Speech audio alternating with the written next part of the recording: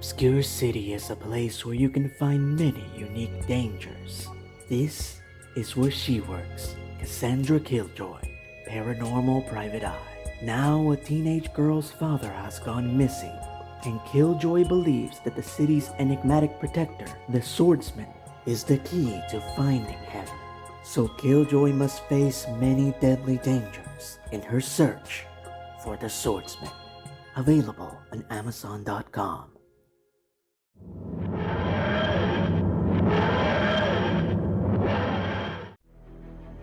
There are many mysteries in the universe, but through time and space, through the far reaches of the cosmos, you will not find a more confounding conundrum than the 10th Doctor and Donna Noble being back. They're just back.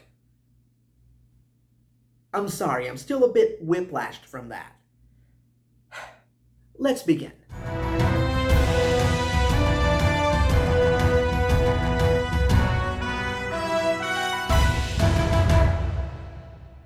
Greetings, fanboys and fangirls. I'm Iran and I'm the Blockbuster Buster, and the best way to tell this story is to do what this show does best and go back in time. The year was 2005. Christopher Eccleston had abruptly left Doctor Who after only one season. And suddenly, after just 13 episodes of the revival, we had a new Doctor, David Tennant. Suffice it to say, the skepticism and expectations were high going into Tennant's first episode, The Christmas Invasion. But somehow, someway, by the end of the Christmas special, he managed to meet all expectations and dispel all skepticism, quickly becoming one of the most popular actors to play the beloved character. Tennant's Doctor was mischievous, brash, and cavalier, so much so that he lost his hand just a few hours after regenerating. Important plot point. But it's okay, it grew back. Hello. Among the many recurring themes during the 10th Doctor's tenure was his inability to keep companions, as he had a different one through every single season of his tenure, as well as his 4 final specials. But none of those companions were as perfect of a match for the tenacious Time Lord as Donna Noble. The two just had absolute perfect chemistry. Says me. What, and you're in charge? TARDIS Time Lord, yeah. Donna Human, no! I don't need your permission, I'll tell her myself. But very much like the rest of the 10th Doctor's companions, we knew that Donna Noble had an expiration date. What we were not expecting was for that end to be so tragic. While battling the Daleks during the season 4 finale, the Doctor's old severed hand restarted its regeneration cycle for silly complicated sci-fi reasons that would take too long to explain. The point is that some of that regeneration energy went into Donna, giving her aspects of the Doctor, namely his genius. Which would be awesome if this series wasn't classified as a drama. Unfortunately, human anatomy, with its single heart and primitive central nervous system, it's just not built to handle a Time Lord's high processing power, and it started to burn Donna from the inside out. So the Doctor had no choice but to put a psychic block on her mind, prohibiting access to that part of her brain. But that also meant blocking all the memories of her time with him. Now, there are 2 very important factors that you need to understand to fully comprehend the gravity of this moment. These were the early days of the revival, several years before Stephen Moffat took over as showrunner and started killing companions all willy-nilly every time one of the actors decided to leave. And that's alright then! But more importantly, when the Doctor first meets Donna during this era, she is a loudmouth, ignorant, abrasive nincompoop. I've got you!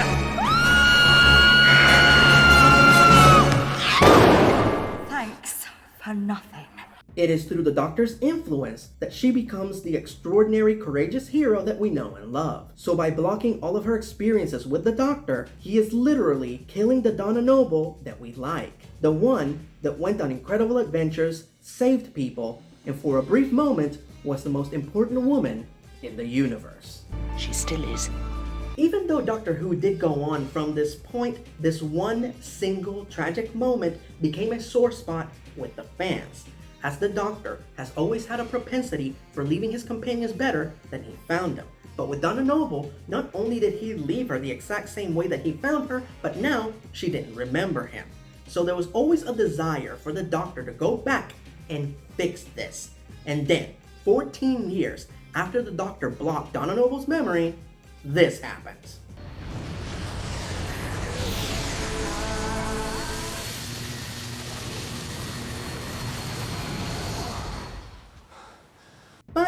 I'm getting ahead of myself. After the great Jodie Whittaker opted to end her tenure as the Doctor after the expected 3 seasons, and showrunner Chris Chibnall decided to leave with her, amazingly enough, that was not the end of the shocking announcements.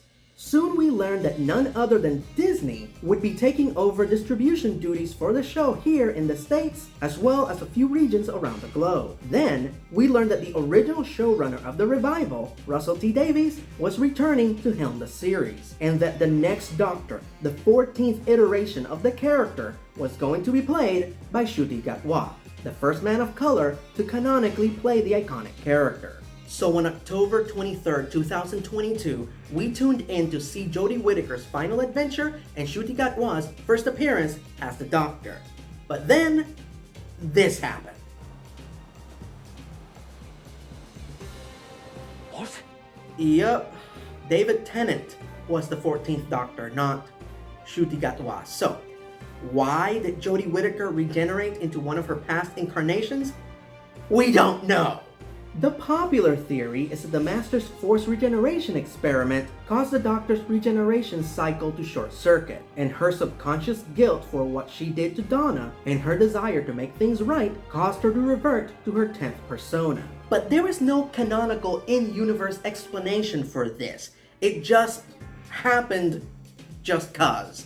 Which is infuriating because regeneration is one of the only things in Doctor Who that we have a rudimentary understanding of. The one and only constant in this wacky, highly stylized show. And this is what Russell T Davies chose to mess with. Really? However, we do have a real-life explanation for why this happened. Apparently, Russell T Davies, David Tennant, and Catherine Tate started discussing the possibility of returning back in 2020. When they did a watch party for The Runaway Bride during the lockdown that year. Fast forward to 2022, when the Disney deal went through, and the BBC needed the franchise to get the highest viewership possible to appease their new partners. And as it turns out, Doctor Who had its highest ratings during its 4th season, with Russell T Davies as showrunner, David Tennant as the Doctor, and Catherine Tate as the companion. So the powers that be saw this as the perfect opportunity to put the band back together. Quick side note, while it is true that season 4 is the highest rated, it is also important to note that back then, there weren't a lot of options as to where you could watch new episodes of Doctor Who. From season 5 onward, you could watch them at a later hour on BBC America, you could stream them on Netflix, and you could rent them from Prime Video. But hey, network executives can only see ratings, so there you go. But you know what's the real burning question? Why the hell did the Doctor's clothes regenerate? We've seen this happen about a dozen times before, and never have the Doctor's clothes magically changed. Why? Just why? Alright, now that I got that out of my system, let's move on. So yeah, Doctor Who was now part of the House of Mouse, and the three amigos were back together again to usher in this new era with 3 specials to commemorate the show's 60th anniversary. But first, there were children in need. The 14th Doctor is here. Before the Disney Who era officially kicked off, we did get a little taste of the 14th Doctor via a short produced for the Children in Need charity event. The short sees the Doctor accidentally crash on Skaro many years in the past, while the Daleks are still being created, and he inadvertently creates a bootstrap paradox, by which he influences the design and name of his future enemies. That's a Dalek. Oh, good word. And I have to admit, the short is pretty freaking hilarious. Seeing David Tennant as the Doctor again felt like a warm, comfy blanket. And it was an absolute treat to get to see Julian Bleach play Davros out of the makeup for a change. I like it. And thus, the new era kicked off with an old story. The Star Beast. Based on the classic Doctor Who comic book story from 1980 by Pat Mills, John Wagner, and Dave Gibbons, originally published in Doctor Who Weekly and then re-released by Marvel Comics, the story sees the Doctor land in present-day England, again, where he immediately runs into Donna Noble, who is happily married to Sean Temple and has a daughter named Rose. Now, as much as the Doctor would like to leave and avoid Donna as any memory of him would kill her, he can't, because as per usual, there's an alien crisis. involving a cute little alien, some trigger-happy soldiers, and some tall bug monsters. As good as this special is, the most impressive part is that after 15 years, David Tennant and Catherine Tate haven't lost a step. Their chemistry is still perfect, and it feels like no time went by. Of course, the big twist at the end is that Donna survives the meta crisis because she passed part of it to her daughter, and together they can share the energy without it killing them. But ultimately, they choose to expel it. Personally, this is my favorite of the three specials. We get some brilliant nostalgic moments between the Doctor and Donna. The pacing and action are excellent, and it simultaneously pays tribute to the classic era as well as the modern. It's just my kind of Doctor Who, but just because it's my favorite, it doesn't mean that it's the best. The Wild Blue Yonder.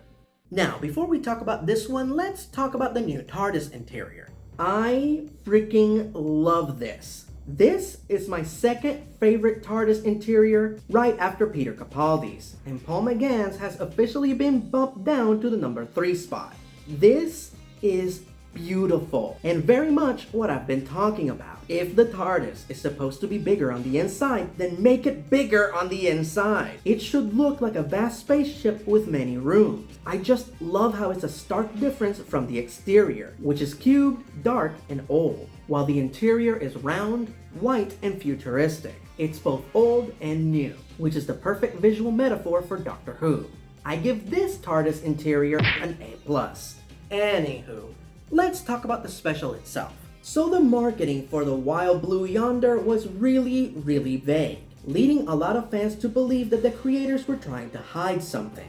Like maybe the return of the other companions from David Tennant's era. Or possibly this being the multi-Doctor special that we were hoping to get for the 60th anniversary. Now, while this special was not what we expected, it sure as hell wasn't bad.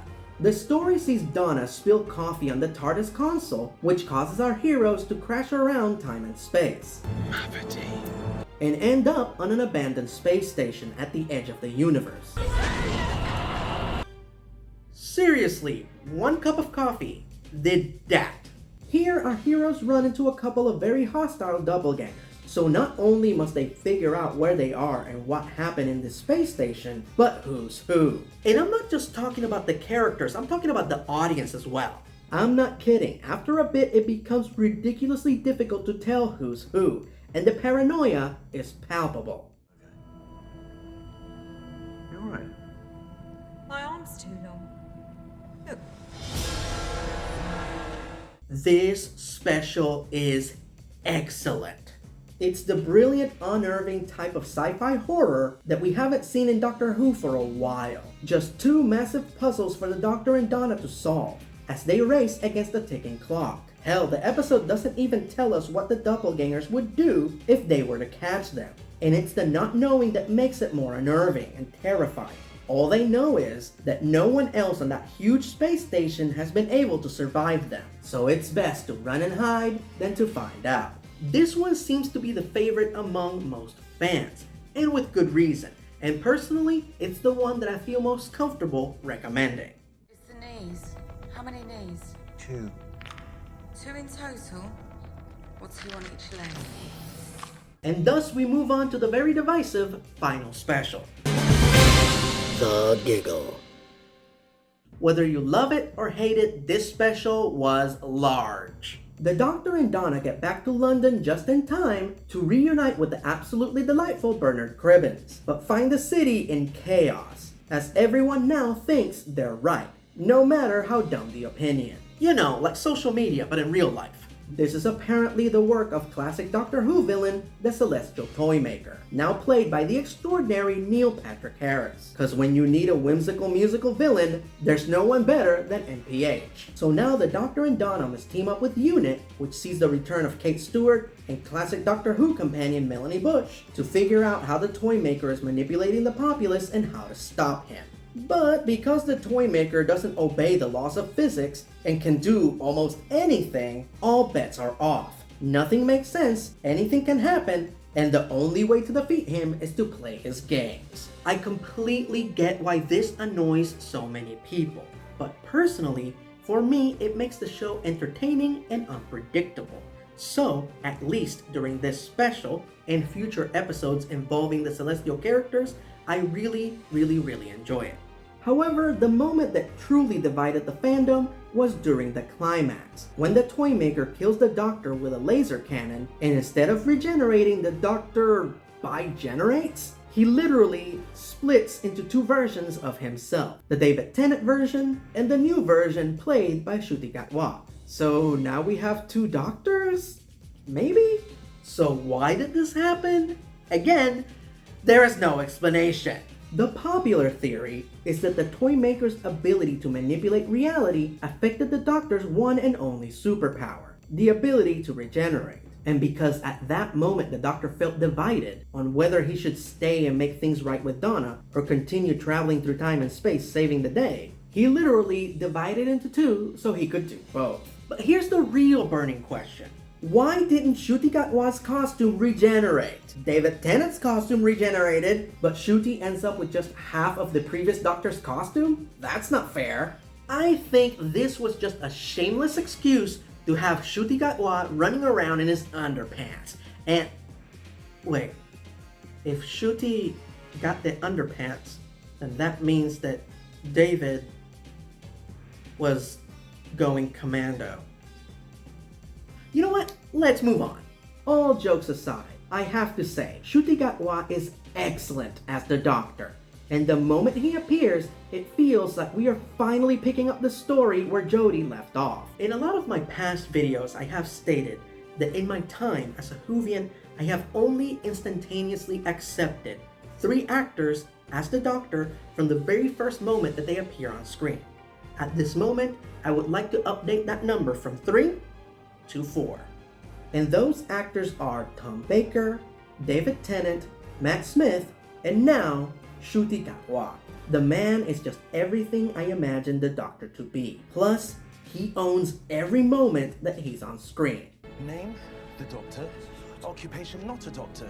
Current status, just passing by. Employer, myself. Address, that blue box over there. So, yeah, technically we did get a multi-Doctor special, just not the way we expected it. Anyway, the Doctors vanish the Toymaker from our reality, the TARDIS also bigenerates because why not, and the new Doctor takes off to do what he does best, while the David Tennant version just stays and settles down with the Nobles. And now, presumably, this is the same Doctor who shares that beautiful moment with Matt Smith at the end of the 50th anniversary special. And in years to come, you might find yourself revisiting a few, but just the old favorites. So, while I 100% get why so many people have issues with this episode, I still like it. The special was unpredictable and thrilling. Neil Patrick Harris was a great villain, and it was an absolute delight to see both David Tennant and Ncuti Gatwa playing the Doctor opposite to one another. As far as I'm concerned, the good outweighs the bad. Okay, kid. I love you. Get out. Final verdict. As most of you know, David Tennant is my all-time favorite Doctor, and Catherine Tate is my favorite of his companions. I tell you this so you understand the gravity of my words when I tell you that these 3 specials feel like a pointless sidestep. As I've said before, I agree with Matt Smith's belief that Doctor Who is about growth, renewal, change, evolution, and moving forward. So, to me, the Doctor becoming one of his past incarnations to fix one of his past mistakes is the antithesis of that. Now, please don't get me wrong. I'm glad that they finally addressed the injustice that was done to Donna Noble. I just feel like this story could have been told with either Jodie Whittaker or Ncuti Gatwa as the Doctor, as opposed to the Doctor randomly regenerating into his past persona without explanation. It just makes more sense to me for one of the newer, more mature Doctors to be the one to take responsibility for past mistakes, similar to how the 12th Doctor was the first one to truly take responsibility for the Master's actions. So I'm fully confident that Jodie or Ncuti could have played this brilliantly, in spite of the fact that their chemistry with Catherine Tate would have been different than with David Tennant. And it would make perfect sense for the Doctor and Donna's chemistry to be different, as they are now different people because they haven't seen each other for 15 years. More if you count all the years that he was punching the diamond wall.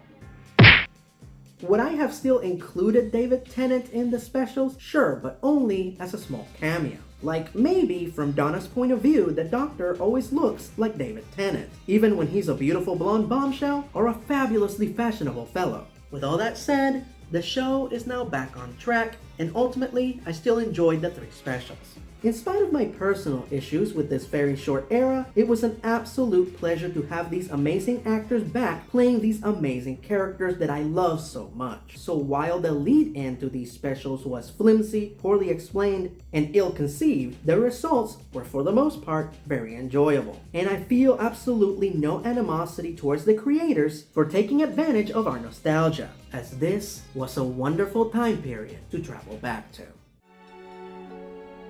I've never been so happy in my life. And so the adventure goes on. The Doctor is now back in the TARDIS, soon to find new companions, new threats, and new hallways to run down. Until next time, I'm Erod, and I'm the Blockbuster Buster.